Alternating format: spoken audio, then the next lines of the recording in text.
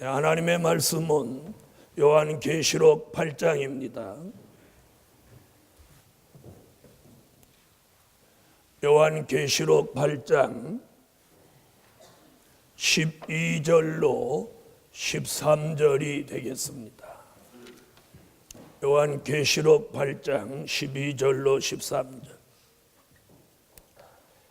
넷째 천사가 나팔을 부니 해 3분의 1과 달 3분의 1과 별들의 3분의 1이 침을 받아 그 3분의 1이 어두워지니 낮 3분의 1은 비침이 없고 밤도 그러하더라.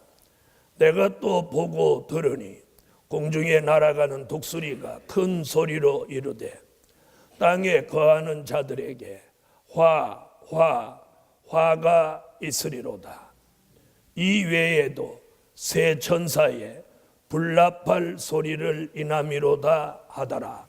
네, 오늘 함께 은혜 받을 말씀의 제목은 8장 13절에 보면 독수리가 날아가면서 화가 있으리로다 이렇게 말하고 있습니다. 화를 3번 말했습니다. 그래서 이걸 3대 화라고 합니다. 그래서 오늘 증거해 드릴 말씀은 3대 화를 내다 보라. 아멘. 3대 화를 내다 보라. 우리가 삶 속에서 늘 과거를 뒤돌아보고 사는 사람이 있는가 하면 그냥 현재에 만족하게 사는 사람도 있습니다. 그런가 하면 미래를 내다보고 늘 도전하고 늘 소망 가운데 계획하고 끊임없이 목적을 이루어가는 사람도 있습니다. 특별히 우리 교회는 과거 속에 파묻혀 사는 교회가 아니고 또 주어진 현실에 만족하는 교회도 아닙니다. 특별히 우리는 요한계시록이라고 하는 이 엄청난 책의 비밀을 깨닫고 미래를 내다보고 계획하고 또 하나님의 큰 뜻을 이루어가는 교회입니다. 그런 교회에 오늘 주신 말씀이 3가지 3대 화를 내다보라. 첫째, 넷째 나팔 불고 일어나는 역사. 몇째 나팔? 넷째 나팔 불고 일어나는 역사. 계시록 8장 12절을 다 같이 한번 읽어보시겠습니다. 이 4번째 나팔, 지난 주일날 첫째, 둘째, 셋째 나팔까지 자세히 설명을 드렸고 오늘 이 4번째 나팔 불면 악의 발전기입니다. 다시 말하면 4번째 나팔 불면 악이 극도로 발전하는 시기다. 이래서 이 때를 말세, 종말, 악이 득세하는 때 이렇게 보고 있습니다. 그래서 이 악이 극도로 발전하면 무슨 일이 지금 발생한다고 성경에서 말씀하고 있느냐면 해 3분의 1, 달 3분의 1, 별 3분의 1이 침을 받아 다 비침이 없다 이렇게 말합니다. 요한계시록에서는 해는 하나님의 말씀, 햇빛 같은 말씀을 말하는 거예요. 달은 그 말씀을 받은 성도를 말하는 것이고 별은 그 말씀을 전하는 종을 말하는 것입니다. 그런데 이게 다 침을 받아서 비침이 없다고 하는 것은 무슨 얘기냐면 말씀이 침을 받아 역사가 없고 성도 종들도 역사가 없어지니까 이런 시기가 되면 어떤 현상이 교회 안팎에서 일어나느냐면 신령한 말씀을 찾아볼 수 없이 되는 거예요. 신령한 말씀.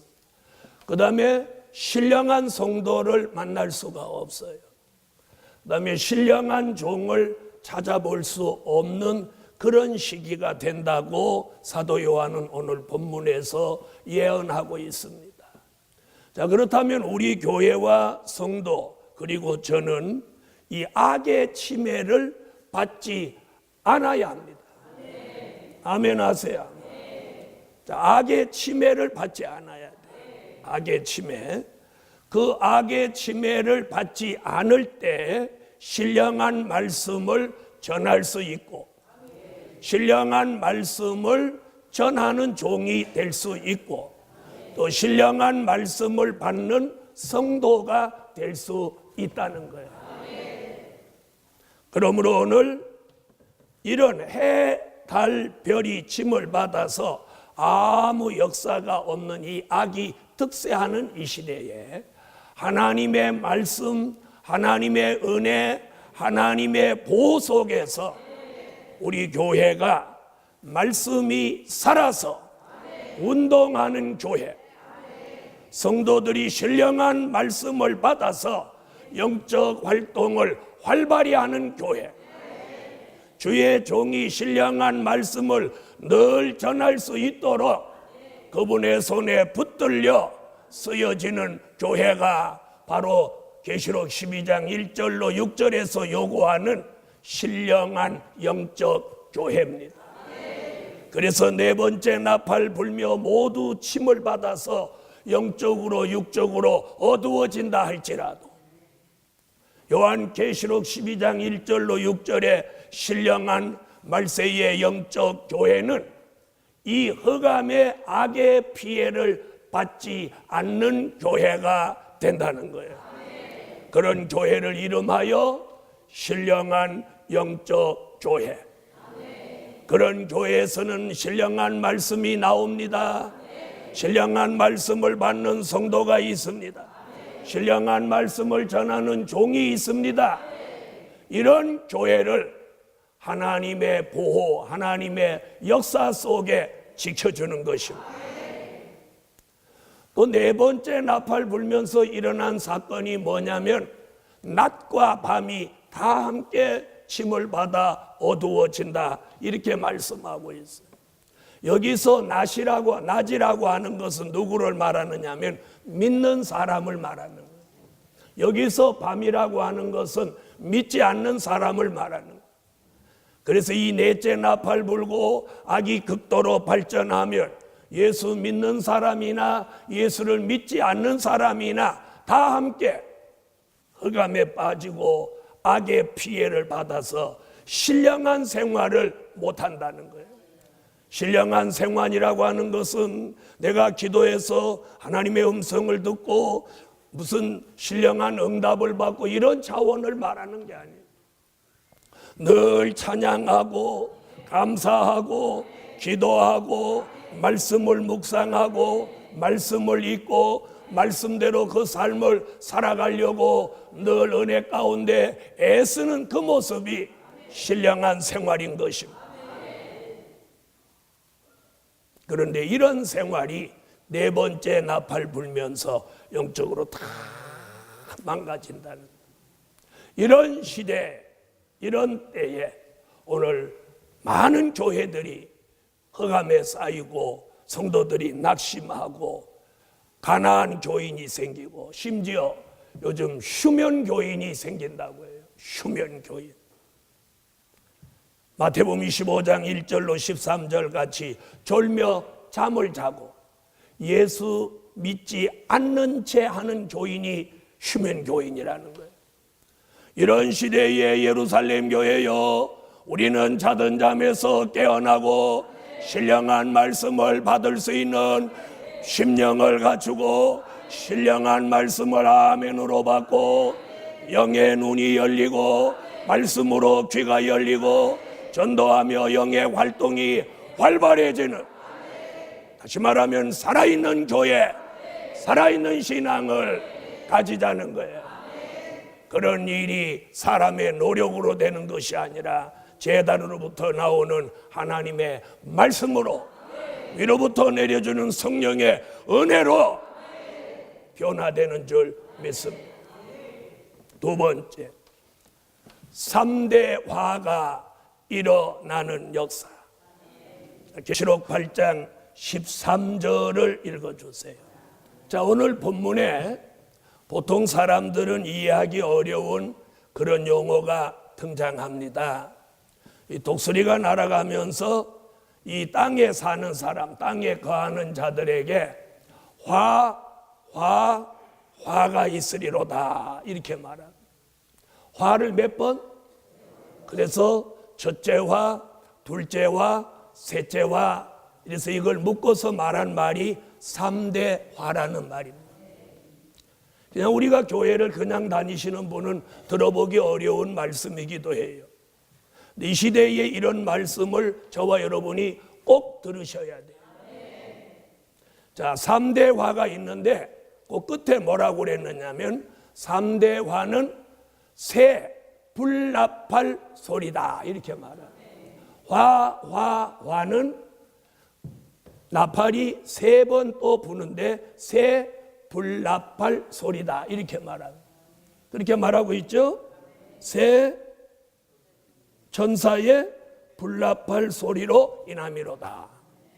그러면 제가 지난주 이번 주에 나팔을 몇 번까지 설명했느냐면 총 7번 부는 나팔 중에 4번을 설명했고 이제 남아있는 게 5, 6, 7 이렇게 세 나팔이 남아 있습니다. 자, 화가 3번 있는데 그 첫 번째 화는 계시록 9장 1절부터 11절까지 내용 속에 나오는 말씀이에요. 자, 그러니까 첫째 화는 5째 나팔 불고 일어나는 역사를 첫째 화라고 합니다. 자, 계시록 9장 1절로 11절을 읽으면 1절부터 무슨 얘기가 나오냐면 땅에 떨어진 별 하나가 무저갱의 열쇠를 받아가지고 무저갱을 여니까 무저갱으로부터 큰 불무의 연기 같은 연기가 올라와서 해와 공기를 다 어둡게 하고 그 연기 가운데서 황충이가 나와서 사람을 해하는데 이 황충이의 피해를 입은 사람들은 죽기를 구한다는 거예요. 죽기를 구한다는 거예요. 자, 그러나 죽기를 구하되 죽음이 저희를 피해간다.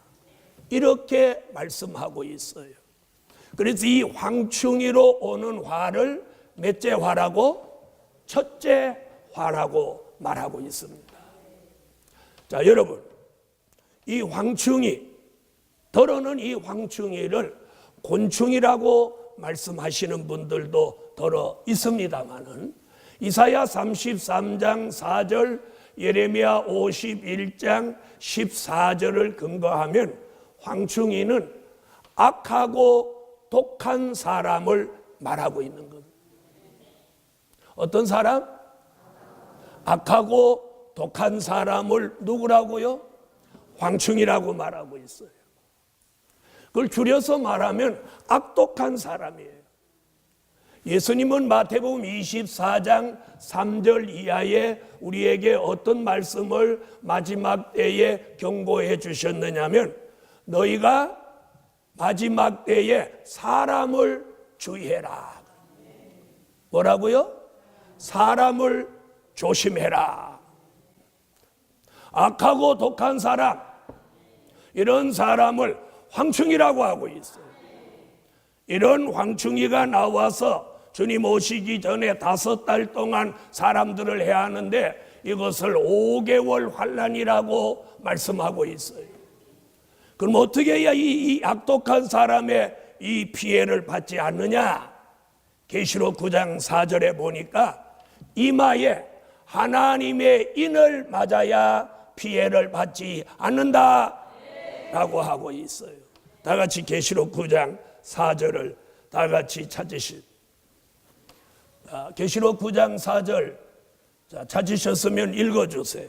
인 맞지 아니한 사람들만 해하라 하셨으니 무엇 맞은 사람? 하나님의 인 맞은 사람. 요한계시록 7장 1절로 4절에는 하나님의 인 맞은 사람이 나옵니다. 얼마가 나오냐? 14만 4천이 나오는데 이 사람들은 이 악하고 독한 황충이가 나와서 사람을 해한다 할지라도 그 피해를 받지 않는다고 오늘 계시록 9장 4절에서 말씀하고 있습니다. 그러므로 예루살렘 교회여, 첫째화로 등장하는 황충이, 악하고 독한 사람, 여러 가지로 사람을 해합니다. 성적으로도 해할 수 있고, 폭행, 또 물질로, 여러 가지 말로, 행동으로, 생활로 여러 가지 피해를 줄 수 있어요.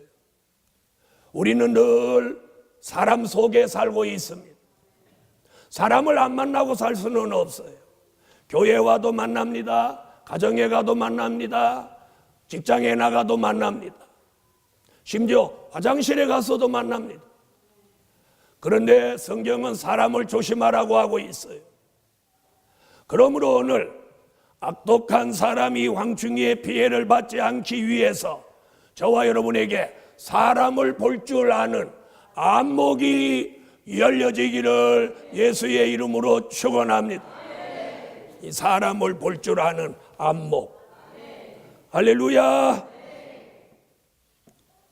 둘째 화는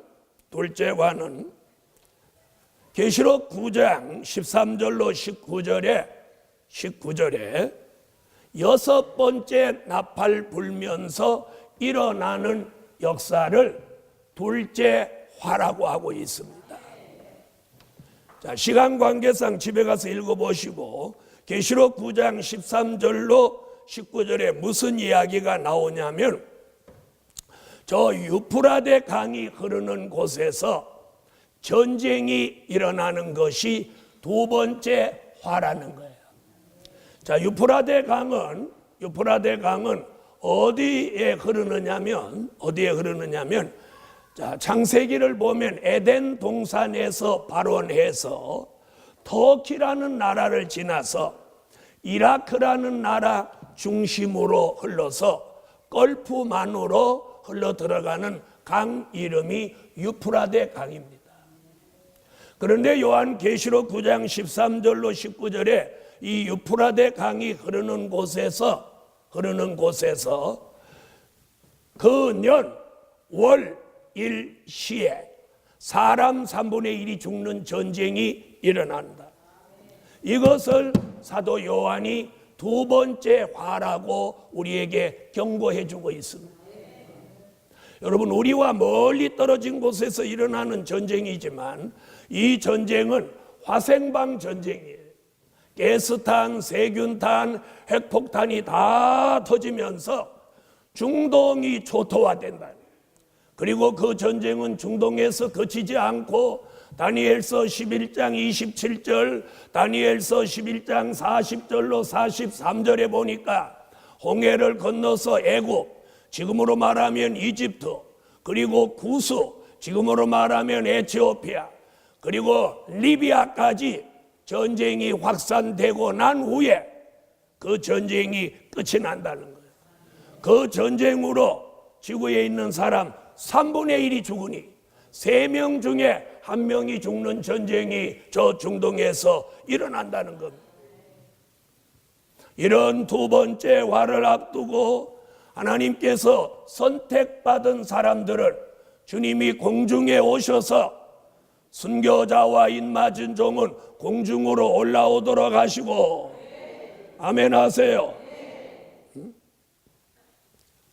그리고 하나님의 인맞은 종이 주님 오시기 전 3년 반 동안 다시 예언할 때 따라 나온 계시록 7장 9절로 14절에 흰옷 입은 무리, 능히 셀 수 없는 무리들은 인맞은 종의 인도를 따라서 예비처라는 곳으로 들어가는 겁니다. 그리고 여섯 번째 나팔 불면서 저 중동에서 그렇게 무서운 전쟁이 일어나는데, 자, 이런 전쟁은 이사야 33장 11절로 12절에 이 공기가 다 불이 된다는 거예요. 공기가 불이 된다는 거예요. 뭐가 불이 돼요? 공기가 불이 된다는 거예요. 그래서 사람들이 횃돌같이 타버리고 베어서 불에 사르는 가시나무같이 타버린다는 거예요. 사랑하는 하나님의 사람들이요, 이런 전무후무한 전쟁과 환난을 앞두고 하나님은 전 세계 사람들을 이 환난 가운데서 살리기 위해서 계시록 7장 1절로 4절에 하나님의 입맞은 종 14만 4천을 불러내서 전 세계를 회개시키는 일이 일어난다 이 말. 여러분, 그때 가서 회개하는 것보다 지금부터 회개하고 하나님 앞에 바로 서서 정도로 가고 정로로 가는 교회가 우리 교회는 되셔야 합니다.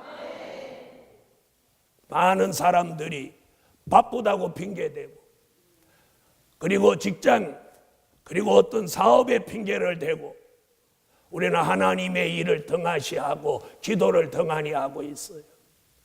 그런 시대를 예수님은 마태복음 25장 1절로 13절에 밤중 같은 허감 시대라고 하며, 많은 사람들이 다 졸며 자는 휴면기에 접어든다고 경고하고 있어요. 이런 휴면기에 접어들면 사람들에게 뭐가 어떤 일이 일어나느냐면 영적 감각과 영적 기능이 떨어져 버리는 거예요. 여러분, 육적 기능이 떨어지면 정상적인 생활을 할 수가 없어요. 나이가 먹으면 뇌 기능이 떨어져서 어떤 사람 아침에 출근했다가 저녁에 자기 집을 못 찾는다는 거예요. 이게 뇌 기능이 떨어져서 그래요. 자기 옆에 앉는 권사님 성함을 쳐다보면서 이 권사의 이름이 뭐더라. 자, 옆에 계신 분 지금 쳐다보면 이름 생각나나 한번 보세요. 생각나십니까? 어떤 사람 자기 남편의 이름을 잊어버렸어. 동해가지고 세대주 이름이 누구세요? 이렇게 모르니까 김 이러니까 그 직원이 남편 이름도 모르세요? 야, 잊어버려서 그런다. 도리어 동해 직원한테 막 화풀이를 하는. 여러분, 이게 웃을 일이 아니에요. 이게 기능이 떨어져서 그런 거예요. 시간이 가니까 시력이 떨어집니다. 청각이 떨어집니다. 자신도 모르는 사이 누가 말할 때 손을 갖다 대면서 네 이럽니다.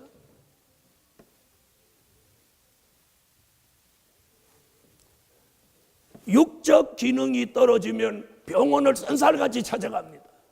그래서 돈을 아끼지 않고 이 검사 저 검사를 막 해야 됩니다. 그런데 왜 영적 기능이 떨어지고 영적 감각이 떨어지는 건 왜 그거 회복받으려고 노력하지 않으십니까? 영적 기능이 떨어지고 영적 감각이 떨어져서 찬양해도 아무 은혜가 없고 설교를 들어도 졸리기만 하고 지루하게 느껴지고 예배 시간이 길어지고, 이는 영적 기능과 감각이 점점 무뎌졌기 때문이에요. 그런 단계에 이르렀는데도 그걸 걱정하지 않습니다. 그 문제를 해결하려고 종을 찾아와서 목사님, 제가 기능이 떨어졌고 감각이 둔해졌는데 어떻게 해야 될까요? 이런 상담하는 사람은 지난 40년 목회 동안 한 명도 만나본 일이 없어요. 사업이 안 되는데 어떡할까요? 자식이 속썩이는데 어떡할까요? 남편이 바람 피는데 어떡할까요? 자꾸 삶이 어려워지고 이러는데 어떻게 할까요? 이런 상담들은 수없이 받아봤지만 영적 기능, 영적 감각이 둔해지는 이 현실을 목사님, 나는 어떻게 해야 될까요? 금식해야 될까요? 철야해야 될까요? 이렇게 상담해 오시는 분들은 별로 흔하지 않았습니다. 사랑하는 예루살렘 교회여, 우리는 이 시대에 바람 부는 거 흑암의 역사를 느껴야 됩니다. 여러분, 이 뺨에 있는 이 피부의 느낌으로 바람이 느껴지는 걸 느끼십니까? 네? 이 뺨으로 겨울 바람을 느끼고 봄바람을 느끼고 가을 바람을 느낍니다. 눈을 감고 있어도 이 뺨에 부딪혀오는 바람의 느낌으로 눈을 감아서 눈을 뜨고 나무의 흔들림을 보지 않아도 이 바람이 겨울바람인지 봄바람인지 가을바람인지 이 뺨에 뺨의 이 기능이 그걸 느끼게 한다 이 말이에요. 우리가 영적 기능, 영적 감각이 살아있으면 환난의 징후가 오는 걸 느껴야 돼요. 주의 재림이 임박한 걸 내가 느껴야 된다 이 말이에요. 그걸 느끼지 않으면 그 감각과 기능이 병들었거나 기능이 쇠퇴해졌다 이 말이에요. 그것이 쇠퇴해진 걸 느낀다면 그걸 회복받기 위하여 우리는 기도해야 되고 아멘 해야 되고 찬양을 더 뜨겁게 해야 되고 기도를 받든지 어떤 방법으로든지 그걸 회복해 내셔야 합니다. 셋째와는 계시록 11장 15절에 7번째 나팔 불고 오는 게 세 번째 화입니다. 이 세 번째 화는 계시록 16장에 진노의 7 대접 재앙을 쏟는 거예요. 자, 여러분, 두 번째 화 중동 전쟁을 끝으로 이 세상에는 평화가 오지 않아요. 여덟째 왕 러시아라는 나라가, 여러분, 앞으로 이 러시아라는 나라가 8째 왕으로 등장한다는 거예요. 그래서 얼마 전에 주일날 저녁에 8째 왕의 등장이라는 설교를 해드렸죠. 앞으로 러시아가 종횡무진 역사를 합니다. 러시아를 막을 나라가 없어. 그래서 옛 소련이 나올 때 동서냉전 시대가 시작됐고, 소련이 깃발을 내릴 때 동서냉전 시대 막을 내리고 화합의 시대로 열리는 것 같았지만 23년 만에 러시아는 신냉전 시대를 만들어냈어요. 그래서 2014년 2월을 기회로 2월을 시점으로 해서 언론은 신냉전 시대가 왔다고 지금 언론은 우리에게 알려주고 있어요. 그 시점이 어디냐? 크림공화국을 러시아가 합병하는 그 시점이에요. 신냉전 시대. 저는 요한계시록 선지서를 통해서 미래를 성경으로 조명한다면 앞으로 극단적인 냉전 시대가 오게 됩니다. 그러면 다니엘서 11장 40절로 43절에 조금 전에 말한 중동 전쟁, 유프라데 전쟁이 일어나는데 미국이 러시아를 찔러버리고 러시아가 장마물같이 중동으로 쏟아져 내려오면서 중동이 초토화됩니다. 이게 성경입니다. 이런 성경을 선지서와 계시록을 통해서 미래를 내다봄으로 저와 여러분이 믿음에 굳게 설 수 있는 거예요. 그 전쟁을 끝으로 지구 전체를 이 8째 왕이 지배하는 시대를 계시록 13장 수정통치 시대라고 합니다. 그런 시대를 막을 내리기 위해서 공중에 오셨던 주님이 순교자와 인마진정을 대동하고 계시록 14장 1절 시온산에 강림하셔서 이 세상 나라를 심판하시는 방법이 계시록 16장 진노의 7 대접 재앙이에요. 아멘. 그 재앙 7가지를 통해서 이 세상을 심판하는데 이것을 세 번째 화라고 말씀하고 있어요. 그래서 계시록 16장을 오늘 여러분이 이 성전 어디서든지 읽어보시라는 거예요. 그래서 대접을 7번 썼는데 7번째 얘기만 하면 제일 마지막 7번째 재앙이 뭐냐? 놀라지 마세요. 우박이 한 덩어리가 40kg짜리가 쏟아져 내려옵니다. 쌀 한 가마가 80kg예요. 요즘 뭐 한 가마씩 사는 집이 없으니까 보통 쌀 한 포가 20kg예요. 쌀 두 포대 무게 되는 우박이 40kg짜리가 쏟아진다고 생각해 보세요. 살아남을 사람이 있겠는가? 이게 세상의 종말이에요.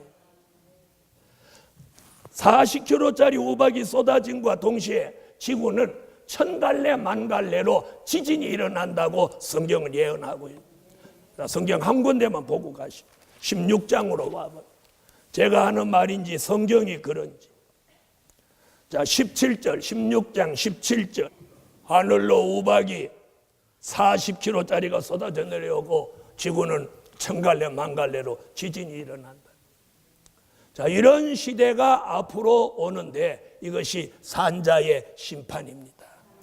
이럴 때 아까 말씀드렸던 예비처에 갔던 사람들은 보호처에 가서 하나님의 보호를 받게 되는데, 잘 들어보십시오. 옛날에 모세가 애굽에 들어가서 히브리 민족을 이끌어낼 때 바로가 말을 듣지 않으니까 애굽에 10가지 재앙을 쏟았어요. 그런데 이스라엘 민족이 살고 있는 고센 땅에는 재앙이 안 내립니다. 같은 애굽 땅인. 이와 같이 계시록 15장 2절로 4절에 보면 보호처라는 곳이 있는데 거기 들어간 사람들은 재앙이 내리지 않는 거예요. 다른 곳에는 다 우박이 내리는데 거기 우박이 안 내려. 아멘 하세요. 다른 곳에는 다 지진이 일어나는데 거기는 지진이 안 일어나. 이게 하나님의 보호입니다.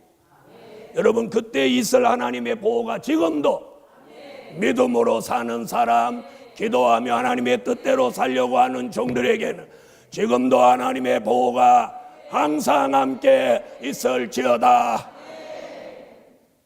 결론, 될 일의 말씀으로 미래를 내다보아야 할 때다. 기도드립니다.